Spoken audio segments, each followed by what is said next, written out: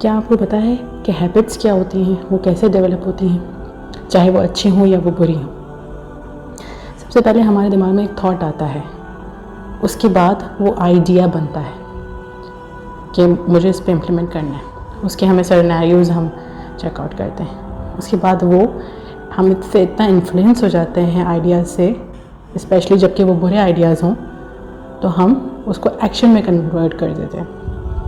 तो जब वो एक्शन बन जाता है, हम उस एक्शन को रिपीट करते रहते हैं, बिकॉज हम उससे मेस्मराइज हो रहे होते हैं, हमें मज़ा आ रहा होता है करने में, हम अच्छा फील करते हैं,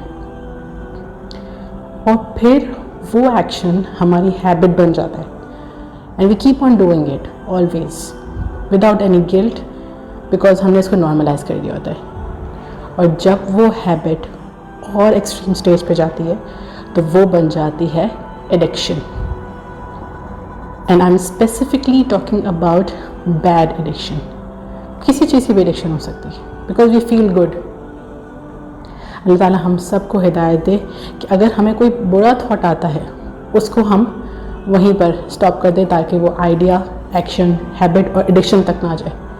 अगर अल्लाह ताला हमारे दिमाग में कोई अच्छा आइडिया डालता है तो शैतान वसवसे डाल के उसको थॉट ही रख देता है, वो आइडिया तक पहुंचता ही नहीं है। हमें ऑपोजिट करना है। अल्लाह ताला हम पर अपनी रहमत रखे और हमें नेक तौफीक दे। आमीन।